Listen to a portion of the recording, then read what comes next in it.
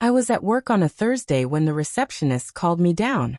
She looked uneasy, which made sense once I saw the process server standing there with papers in his hand. He handed them over like it was just another day on the job for him. I flipped through the packet and realized my girlfriend of 3 years, Sienna, 28, had filed for a protective order against me. Her claim? That I was emotionally and financially abusive. The evidence she provided consisted of a couple of text messages and an email. One was me asking why she had dropped $1,800 at Nordstrom when only days before she said she couldn't make her car payment. Another was an email suggesting we put together a budget.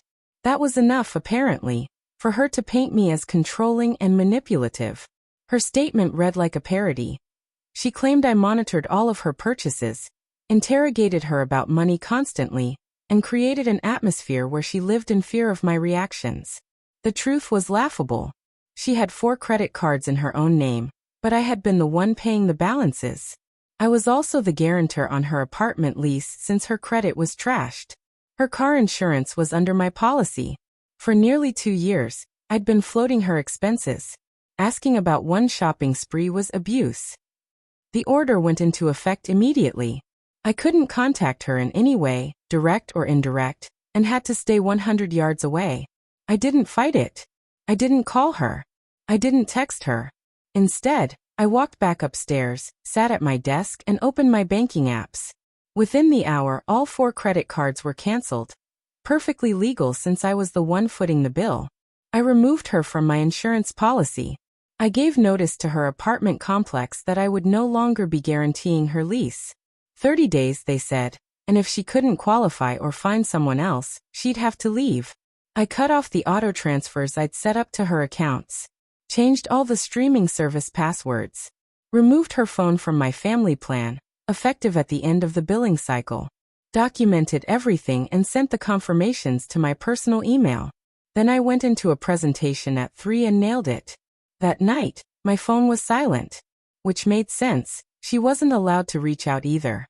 2 mornings later, I got a call from an unfamiliar number. A lawyer named Bradley introduced himself, saying he represented Sienna. He wanted to clear up a misunderstanding about the restraining order. I told him it seemed pretty clear to me. He brought up the fact that Sienna's financial accounts had been shut down. I told him I'd just stopped making voluntary payments. He said she relied on that money. I reminded him she was the one who labeled my financial support as abusive. He stammered about modifying the order to allow financial discussions. I told him no. The court ordered no contact, and I was respecting that to the letter. He accused me of being retaliatory. I told him I was complying. She claimed my involvement in her finances was abusive, so I had removed myself completely. Isn't that exactly what she asked for? Minutes after I hung up, I started getting messages from her friends. Screenshots, threats, guilt trips. I didn't read them, just saved them. Contact through third parties is still a violation after all. By Monday, Bradley was back in my inbox, this time formally demanding I reinstate support. I replied with one line. Financial support constitutes a relationship, and the restraining order prohibits that. End of discussion. Sienna's friends began a campaign on social media. Her best friend Chloe posted about toxic men who use money to control women. She even uploaded screenshots from Sienna complaining to her privately, admitting she thought the restraining order would get my attention. Her own texts undercut her narrative.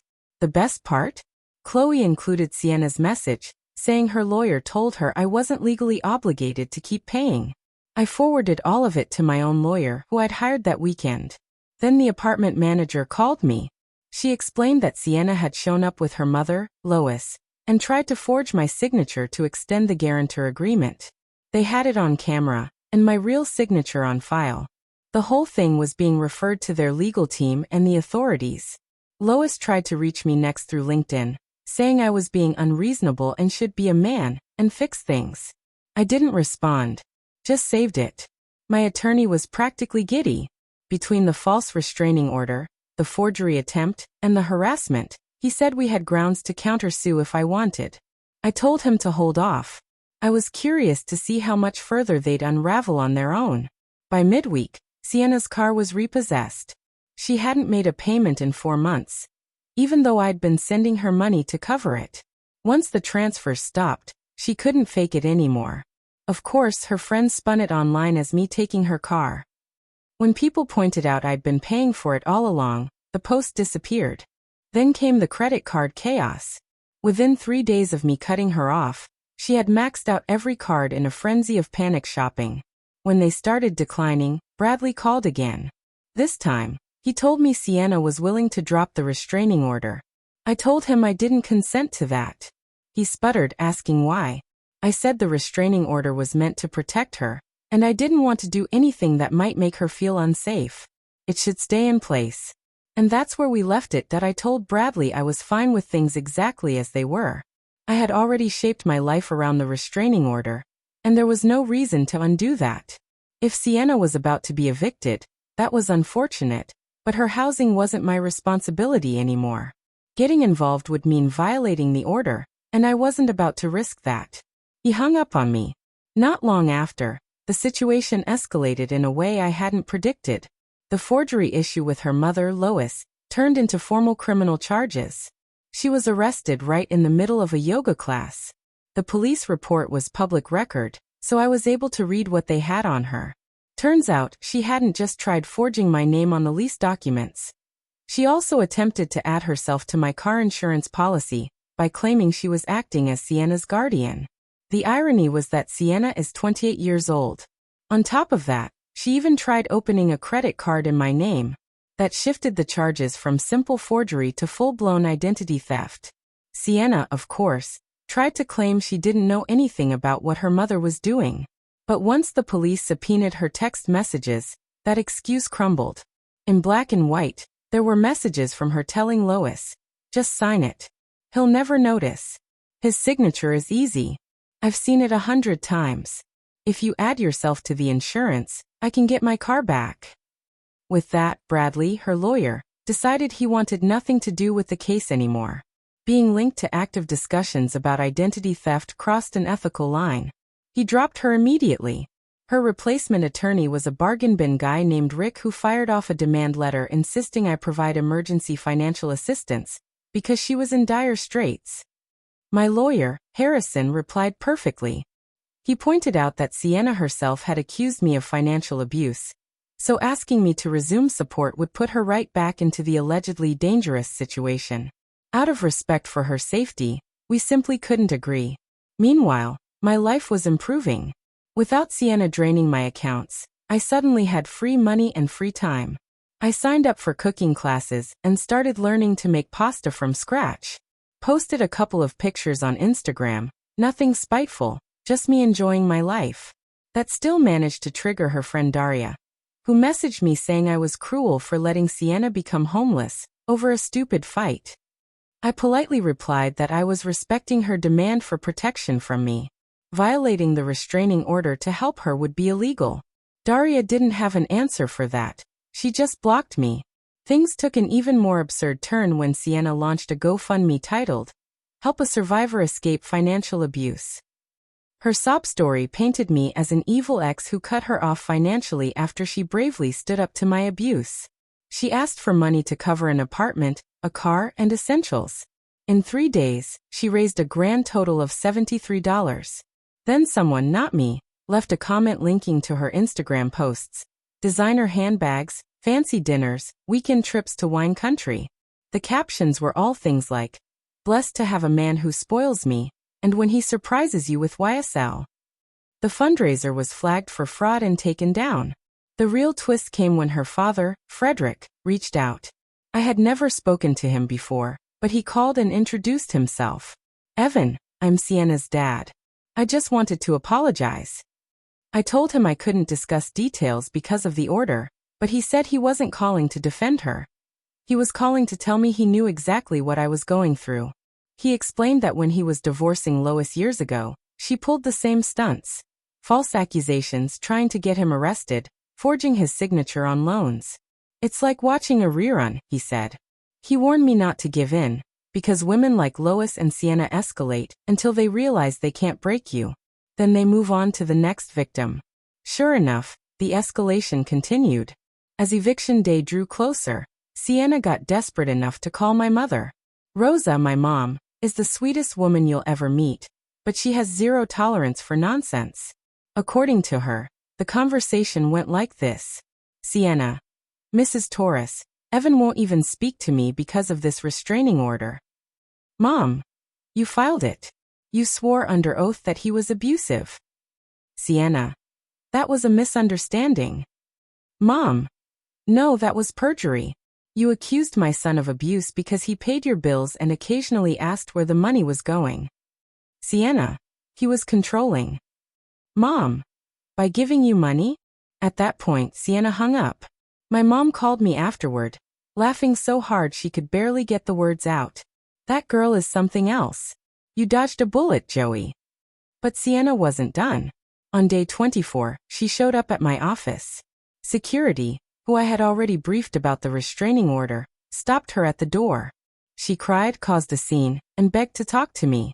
Security called the cops, and she was arrested on the spot for violating the very restraining order she had filed against me. The irony was almost too rich.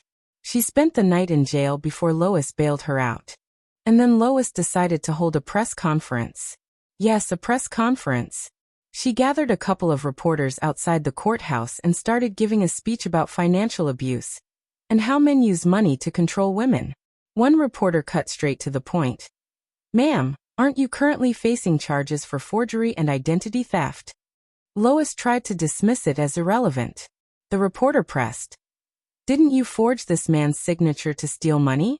How is that different from the abuse you're describing? Lois, unbelievably, responded. I was protecting my daughter by committing fraud.